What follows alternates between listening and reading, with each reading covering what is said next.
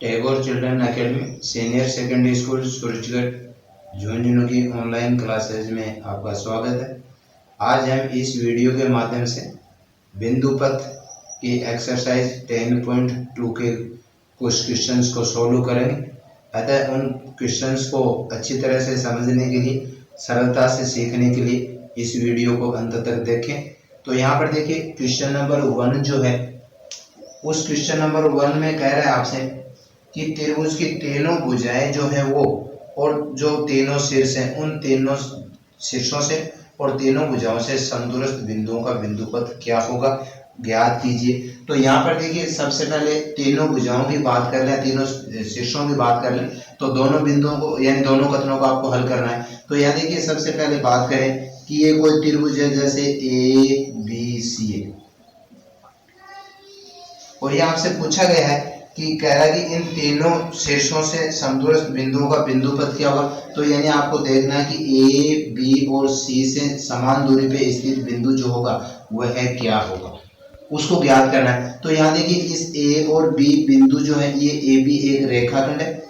तो यहाँ इस A और B से समान दूरी पर स्थित बिंदु जो होगा वह क्या होगा, इस AB के समद्विभाजन पे, लंब समद्विभाजन पे। जैसे मान लीजिए AB का लंब समद्विभाजन, तो इसके ऊपर कोई भी बिंदु होगा, जैसे O बिंदु कहे, तो ये O क्या था, इस A बिंदु से, जैसा बिंदुपथ में आपने अध्ययन कर लिया था, और इस B बिंदु से, दोनों से क्या है, समदूरस्थ।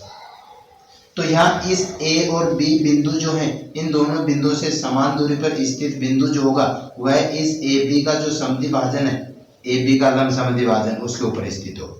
इसी प्रकार से A व C की बात करें तो AC से समान दूरी पर स्थित बिंदु जो होगा उसका बिंदुपथ कहाँ होगा, वह A और C का जो समद्विभाजन होगा इन दोनों पे स्थित होगा, कि इन दोनों का लंब समद्विभाजन करें AC का।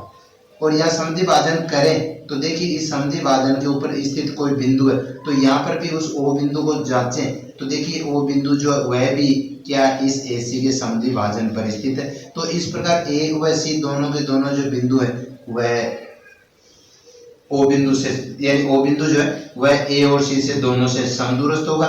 इस प्रकार ये जो O बिंदु जो है, जिसको परिकेंद्र कहा जाता है, परिकेंद्र कहा जाता है, और इस O बिंदु से ये OA, OB और OC तीनों दूरियां बराबर, जैसा देखिए यहाँ पर A व B से समदूरस्थ बिंदु जो है वह इस AB के समद्विभाजन पर स्थित होगा, और इस प्रकार OA व OB दोनों दूरियां बराबर है, OA बराबर OB। जो जैसा आपने पढ़ा था कि दो बिंदुओं से समान दूरी पर स्थित जो बिंदुपथ उसका होता है वह उसके लंब समद्विभाजन पर स्थित होता है, और इस प्रकार OA व OB दोनों दूरियां बराबर है।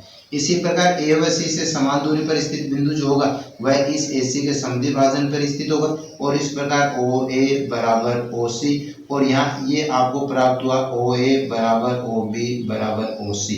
यानी ये OA, OB व OC दूरियां बराबर है। और यदि इस O को केंद्र मान करके और इस A त्रिज्या जितना या B जितना C जितना चाप लेकर एक वर्त की रचना करें, तो वह क्या है कि तीनों शीर्षों से होकर के गुजरता है, और तीनों शीर्षों से गुजरने वाले वर्त के लिए ये जो O जो है ये क्या कहलाता है, परिकेंद्र कहलाता है। तो इसका हल क्या होगा, यहाँ पर ये होगा कि कोई भी त्रिभुज है उसके तीनों शीर्षों से, जैसे ABC शीर्ष है, तो इन तीनों शीर्षों से समदूरस्थ बिंदु जो है उसका बिंदुपथ होगा, वह त्रिभुज का परिकेंद्र कहलाता है। क्वेश्चन में दूसरा पार्ट जो वो पूछा गया है कि आपको कोई त्रिभुज दिया गया है और उस त्रिभुज की कह रहा है कि तीनों भुजाओं से समदूरस्थ जो बिंदु होगा उसका बिंदुपथ ज्ञात कीजिए। तो मान लेते हैं कि कोई त्रिभुज है, जैसे ABC कोई त्रिभुज है ABC, और यहाँ पे आपसे पूछा गया कि त्रिभुज की तीनों जो भुजाएं उससे समदूरस्थ बिंदुओं का बिंदुपथ ज्ञात करिए। तो यहाँ देखिए, इस AB और इस BC से समदूरस्थ बिंदु जो होगा, AB और BC की बात करें, जैसे देखिए AB और ये BC, और इस प्रकार ये कोण क्या करते होगी, और यहाँ पर ये इसको ये भी कह सकते हैं दोनों रेखाएं प्रतिच्छेदी रेखाएं, और उस समय इन दोनों रेखाओं से समदूरस्थ जो बिंदु था उसका बिंदुपथ क्या था, उस कोण के समद्विभाजन पर स्थित होगा। तो यहाँ पर इस कोण का समद्विभाजन करें, B का समद्विभाजन करें, और B के समद्विभाजन पे देखिए यहाँ पर इस समद्विभाजन पर कोई भी बिंदु होगा वह इस रेखा से और इस रेखा से क्या होगा, दोनों से समदूरस्थ होगा। जैसे यहाँ से इसके ऊपर लंब डाल दिया जाए, इस बिंदु से यहाँ से इसके ऊपर लंब डाल दिया जाए, तो ये दूरियां और ये दूरियां दोनों बराबर है, क्योंकि ये कोण के समद्विभाजन पर स्थित प्रत्येक बिंदु जो होगा वो इस ए बी और बी सी से समदुरुस्त होगा। इसी प्रकार कोण सी का समद्वि भाजन किया जाए और कोण सी के समद्वि भाजन पर स्थित प्रत्येक बिंदु जो होगा वह इन दोनों रेखाओं से समदुरुस्त होगा। तो कल्पना कर लीजिए वो बिंदु यार, ताकि ज्यादा समस्या नहीं। यहाँ से इसके ऊपर लंब डालें, यहाँ से इसके ऊपर लंब डालें, यहाँ से इसके ऊपर लंब डालें। तो देखिए यहाँ पर अभी जैसे इसको डी नाम दिया जाए, इसको ई कर दे, इसको एफ कर दे। तो यहाँ पर ये जो इस कोण, ये जो ओ बी जो है वह कोण बी के समद्वि भाजन पर स्थित है, इसलिए ये जो ओ डी और ओ एफ जो दूरियां हैं, ओ डी बराबर ओ एफ। जैसा आपने पढ़ा था कि प्रतिच्छेदी रेखाओं, जो प्रतिच्छेदी रेखा होती है उस कोण को बनाने वाली जो रेखा होती है उसके समद्वि भाजन पर कोई भी बिंदु होगा वह उन दोनों रेखाओं से समदुरुस्त होता है। इसी प्रकार ये जो ओ बिंदु है ये इस कोण ए सी बी कहें या कोण सी के समद्वि भाजन पे स्थित है, इसलिए ओ डी जो है वह ओ ई के बराबर। और इन दोनों कथनों से आपको प्राप्त हुआ कि ओ डी बराबर ओ ई बराबर ओ एफ। इसका अर्थ हो गया कि ये तीनों की तीनों दूरियां बराबर हैं। तो ये जो ओ बिंदु जो है ये इन तीनों भुजाओं से समदुरुस्त है, और समदुरुस्त होने का मतलब होगा कि उस बिंदु को अंतर के अंदर कहते हैं। तो यहाँ पर आपको अभी पूछा था तीनों शीर्षों से समदुरुस्त बिंदु होगा बिंदुपथ, तो वह तो त्रिभुज का परिकेंद्र होता है। और यहाँ पूछा गया है कि त्रिभुज की तीनों भुजाओं से समदुरुस्त बिंदु, और तीनों भुजाओं से समदुरुस्त बिंदु जो होता है उसको अंतर केंद्र कहा जाता है। अतः त्रिभुज का जो अंतर केंद्र जो होता है वह उसका बिंदुपथ होगा जो तीनों भुजाओं से समदुरुस्त दूरी पर होगा। यह था क्वेश्चन नंबर 1 का, जिसमें आपको 2 पार्ट पूछे गए थे, एक परिकेंद्र है एक अंतर केंद्र है। परिकेंद्र तीनों शीर्षों से समदुरुस्त दूरी पे होने वाला बिंदु होता है, और अंतर केंद्र होता है वह तीनों भुजाओं से समदुरुस्त यानी समान दूरी पे होने वाला बिंदु होता है। इसी क्रम में क्वेश्चन नंबर 2 को देखिए, जो आपने एक पर में हल कर ली थी कि त्रिभुज का जो केंद्र होता है, केंद्र की बातें हो चुकी थी कि त्रिभुज जो होता है, जैसे कोई त्रिभुज है ए बी सी, फिर इसकी माध्यिकाओं की बातें हुई थी। तो यहाँ पर इस भुजा का मध्य बिंदु जैसे डी गए, ए को डी से मिलाया जाए तो ये त्रिभुज की माध्यिका कहलाती है। यानी त्रिभुज की किसी भुजा के मध्य बिंदु को उसके सम्मुख सिर से मिलाने वाला जो रेखाखंड होता है वह उसकी माध्यिका कहलाती है। तो यहाँ पर त्रिभुज की तीनों माध्यिकाएं जो हैं, ये तीनों माध्यिकाएं जो हैं ए डी बी ई और सी एफ, ये ओ बिंदु पर एक दूसरे को प्रतिच्छेद करें, और इस ओ बिंदु को त्रिभुज का केंद्र कहा जाता है। और ये त्रिभुज का जो केंद्र था वह इस माध्यिका को 2:1 में विभाजित करता है। ये आपने अध्ययन कर लिया था। तो आज इसी से संबंधित क्वेश्चन को हल करें। देखिए त्रिभुज की 3 माध्यिका दे रखी है, ए डी बी ई और सी एफ, और उनके कार्य की जो ओ जी पर प्रतिच्छेद करें, आपस में जो है वो जी पर प्रतिच्छेद करें। इसका अर्थ होगा जी है वो उस त्रिभुज का केंद्र है, और वो इस प्रकार प्रतिच्छेद करें कि ए जी का जो नाप है वो आपको दे दिया गया 6 सेंटीमीटर के बराबर। इसी प्रकार बी ई का जो नाप है वह दे दिया गया आपको 9 सेंटीमीटर, और सी एफ जो है जी एफ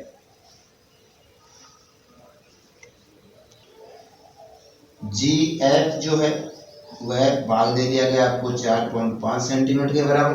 और इस प्रकार आपसे जो माप पूछा जा रहा है, कह रहा है कि बताओ जी डी का नाप क्या होगा, फिर कह रहा है कि बी जी का नाप क्या होगा, और फिर कह रहा है कि बताओ कि सी एफ का माप क्या होगा।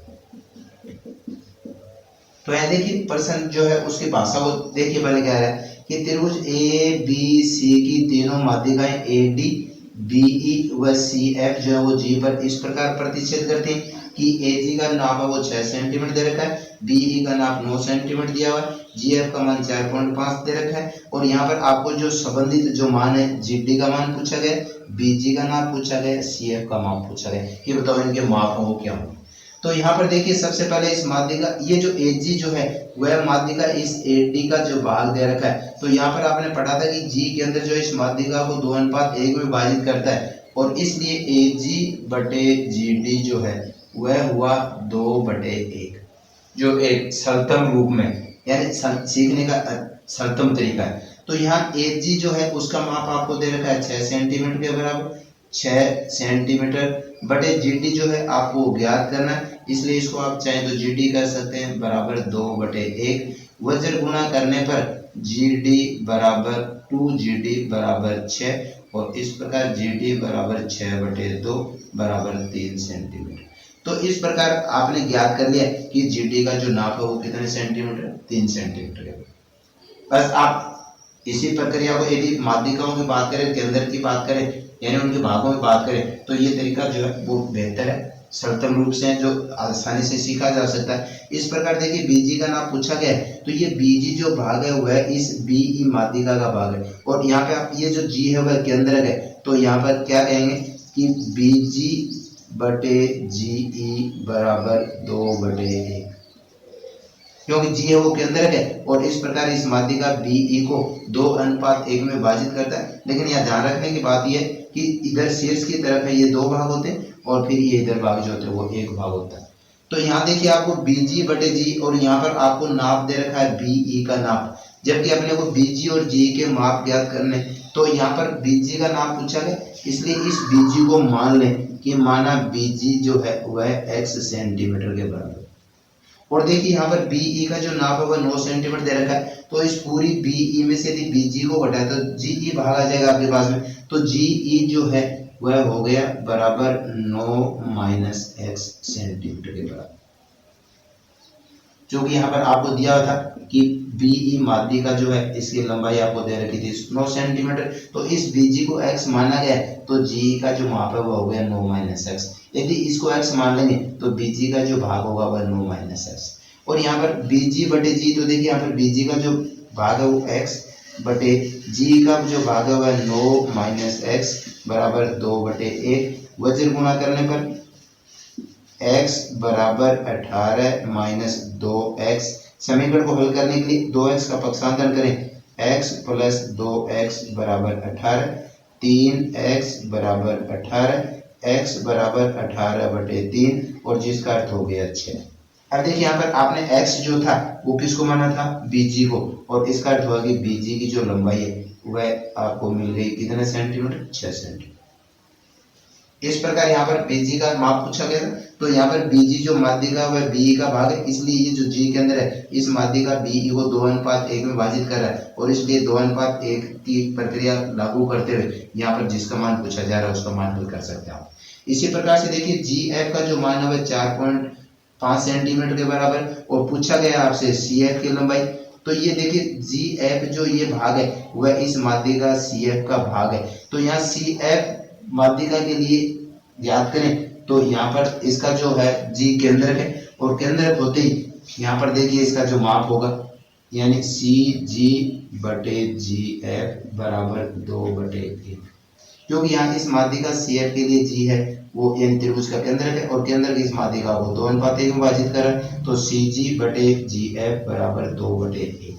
तो यहाँ पर देखिए जी एफ का मान 4.5 दे रखा है, और जी एफ का मान 4.5 लेते हुए इसको हल करें, 4.5 बराबर 2/1, सी जी बराबर 4.5 × 2 बराबर 9 सेंटीमीटर। तो यहाँ पर सी जी का जो नाप है वह आपको मिला है 9 सेंटीमीटर के बराबर, लेकिन यहाँ पर जो भाग पूछा गया वो देखिए आपसे पूछा गया है सी एफ का, यानी सी एफ माध्यिका की लंबाई पूछी गई है, तो ये सी एफ जो है इसके जो भाग हैं वो सी जी प्लस जी एफ, और इस प्रकार सी जी का मान आपके पास में 9 है, जी एफ का मान आपको दिया हुआ था 4.5 और बराबर 13.5 सेंटीमीटर। इस प्रकार त्रिभुज की माध्यिकाएं देते हुए आपसे यानी यहाँ पर उन भागों को दिया गया माध्यिकाओं को, और ये आपने पढ़ा कि केंद्रक जो है वह माध्यिका को 2:1 में विभाजित करता है, तो इस 2:1 की प्रक्रिया को लेते हुए यदि इसको हल करें तो ज्यादा बेहतर होगा कि उसको सीखने में ज्यादा सरलता हो सकेगी, ताकि आपसे गलतियां कम से कम हो सके। ये होगा है। क्वेश्चन नंबर 3 देखिए, कह रहा है कि त्रिभुज एबीसी में माध्यिकाएं जो है एडी बीई और सीएफ जो है वो कह रहा है कि बिंदु जी पर प्रतिच्छेद करते हैं। त्रिभुज है, जैसे ये त्रिभुज है ए बी सी, और कह रहा है कि इसकी माध्यिकाएं एडी माध्यिका, बीई माध्यिका और सीएफ माध्यिका, और ये कह रहा है कि जी पर प्रतिच्छेद करते हैं, यानी जहां पे आपस में काट रहे हैं वो जी बिंदु है। और इस प्रकार कह रहा है कि सिद्ध करो, कि आपको सिद्ध करना है कि एडी प्लस बीई जो है उसका मान जो है वो बड़ा है 3/2 एबी से। ये बात आपको सिद्ध करनी। कि ये माध्यिका जो AD है ये माध्यिका और ये माध्यिका जो B है ये इन दोनों का जो योग है वह कह रहा है कि AB के 3/2 गुने से बड़ा। तो यहाँ पर देखिए इसको सरलतम रूप से हल करने के लिए सबसे पहले देखिए यहाँ पर AD की बात करें तो ये जो AD माध्यिका जो है आपने पढ़ा था, इस AD माध्यिका के लिए G जो है वो क्या है आपके पास में के अंदर है। और यहाँ पर आपने देखा था कि AG/GD जो है, यानी सरलतम रूप से इसको हल करने के लिए देखिए AG/GD जो है वह बराबर क्या था 2/1। लेकिन आपको यहाँ पर 3/2 प्राप्त करना है, इसलिए 3/2 को प्राप्त करने के लिए यहाँ पर इसका क्या करते हैं व्युत्क्रम कर देते हैं। तो GD/AG बराबर 1/2। 3/2 प्राप्त करने का अर्थ है कि दोनों पक्षों में 1 जोड़ लें। GD/AG प्लस 1 बराबर 1/2 प्लस 1। लघुत्तम निकालें इसका तो लघुत्तम AG आ रहा है और AG लघुत्तम निकालें तो GD प्लस AG बराबर, यहाँ दो लघुत्तम आ रहे हैं 1 प्लस 2। GD प्लस AG, ये GD और ये AG जो है ये दोनों जो है वो हो गए AD के बराबर। AD/AG बराबर 3/2। और यहाँ पर देखिए आपको किसका मान चाहिए AD का, तो यहाँ से AD का मान निकाला तो वजन गुणा करें तो AD का जो मान है वह हो गया 3/2 AG, जिसको समीकरण नंबर 1 कहें। तो ये वही अनुपात वाली प्रक्रिया करें ज्यादा इजी होगा। तो यहाँ पर AG/GD जो है जैसे आपने G के अंदर के लिए पढ़ा था कि AG/GD बराबर 2/1 यानी 2:1। तो यहाँ पर उसको 3/2 भाग बनाने के लिए इसको व्युत्क्रम किया गया और इस 1/2 को 3/2 बनाए तो 1 जोड़ने पर 3/2 होते हैं। तो यहाँ पर दोनों पक्षों में 1 जोड़ते हुए यहाँ पर AD का मान निकाला। इसी प्रकार BE की बातें करें, देखिए BE माध्यिका के लिए तो यहाँ ये BE माध्यिका है, इसके लिए यूं कहें कि BG/GE बराबर 1/2। और यहाँ भी वही प्रक्रिया अपनाएं कि अनुपात को व्युत्क्रम करें तो GE/BG बराबर 2/BG/G 2/1 और इसको व्युत्क्रम करें तो 1/2। दोनों पक्षों में 1 जोड़ने पर BG प्लस 1 बराबर 1/2 प्लस 1। BG लघुत्तम निकालने पर GE प्लस BG बराबर, यहाँ दो लघुत्तम निकाले 1 प्लस 2। GE प्लस BG, ये GE और ये जो BG है ये हो गया BE के बराबर। BE/BG बराबर 3/2। और वही बातें यहाँ पर B का मान निकालें तो BE बराबर 3/2 BG, जिसको समीकरण नंबर 2। यहाँ देखिए आपने AD का मान निकाले, यहाँ आपने BE का मान निकाले और अब जो आपको सिद्ध करना था उसको देखिए आपसे कह रहा है कि AD प्लस BE को सिद्ध करना। तो यहाँ समीकरण नंबर 1 और 2 को जोड़ दें। समीकरण नंबर 1 और 2 को जोड़ने पर, और जोड़ने का अर्थ हुआ कि बाएं पक्ष में जुड़ रहा है, दाएं पक्ष में जुड़ेगा। तो यहाँ AD जो है और BE को जोड़ें तो AD प्लस BE बराबर, यहाँ पर दाएं पक्ष है वो 3/2 AG है, इसका जो दाएं पक्ष है वह 3/2 BG है, 3/2 BG। तो यहाँ देखिए आपको AD प्लस BE तो प्राप्त हो गया, लेकिन यहाँ पर आपको ज्ञात करना है कि 3/2 AB उससे बड़ा है। तो सबसे पहली बात तो होगी यहाँ पर 3/2 AB की बात करें, फिर ये बढ़ेगा जो साइन है, जबकि यहाँ पर कोई बढ़ेगा साइन नहीं आ रहा।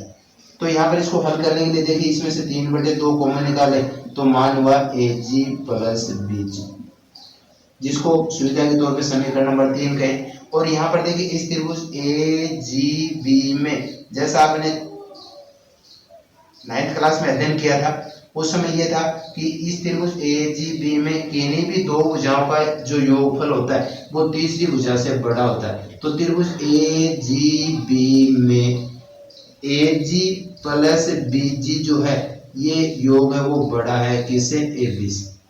जो एक प्रमेय का रूप था कि किसी भी त्रिभुज में दो भुजाओं का जो योग होता है वह तीसरी भुजा से क्या होता है, बड़ा होता है। तो यहाँ पर देखिए इस AG प्लस BG के साथ में 3/2 गुणांक में आ रहा है, तो इसलिए इसको 3/2 AG प्लस BG बनाने के लिए दोनों पक्षों को 3/2 से गुणा करेंगे। तो 3/2 AG प्लस BG जो है वह बड़ा है 3/2 AB से, जिसको समीकरण नंबर 4 कहें। अब समीकरण नंबर 3 और 4 दोनों का एक साथ में प्रयोग करें तो यहाँ देखिए 3/2 AG प्लस BG जो है ये रहा 3/2 AG प्लस BG।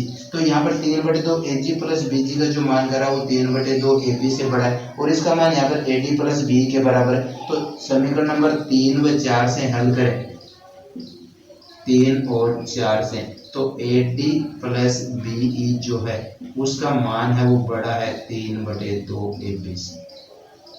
तो ये था क्वेश्चन नंबर 3 का हल, जिसमें आपको कोई भी दो माध्यिकाओं का योग पूछा गया था। उसमें कह रहा था कि 30 जो भुजा AB भुजा है उसके कह रहा है कि 3/2 गुने से बड़ा है। तो यहाँ पर AD और BE के मान निकाले गए। तो यहाँ पर इसको हल करने के लिए वही अनुपात की बात करें कि अंदर है वो 2:1 में विभाजित करता है और इस प्रकार यहाँ पर AD का मान निकाला गया। इसी प्रकार यहाँ पर BE का मान निकाला गया। फिर आपको AD प्लस BE यानी दोनों को जोड़ना है। तो समीकरण नंबर 1 और 2 को जोड़ने पर तो AD प्लस BE का जो मान है वो आपको प्राप्त हो गया 3/2 AG प्लस BG। लेकिन यहाँ पर आपसे बड़े की बात करें, सिद्ध करो कि वो मान बड़ा है। तो इसको बड़े में परिवर्तित करने के लिए त्रिभुज AGB जो था या ABG, इसकी दो भुजाओं का AG प्लस BG का योग है वो AB से बड़ा है और इसको 3/2 में कन्वर्ट करने के लिए, बदलने के लिए दोनों पक्षों में 3/2 से गुणा किया गया। अब देखिए यहाँ पर समीकरण नंबर 3 से 3/2 AG प्लस BG जो है इसका मान AD प्लस BE के बराबर है। तो यहाँ पर इसको AD प्लस BE के रूप में चेंज करे, बदले, तो AD प्लस BE जो है वो बड़ा है किसे, 3/2 AB से। और इस प्रकार क्वेश्चन नंबर 3 को हल किया जा सकता है। तो ये थे आज 10.2 के कुछ क्वेश्चंस जिनको इस वीडियो के माध्यम से आपको स्वतंत्र रूप से सीखने के लिए बनाए गए। तो इसको आप अच्छी तरह से अध्ययन करते हुए इसको श्रद्धा से सीखें।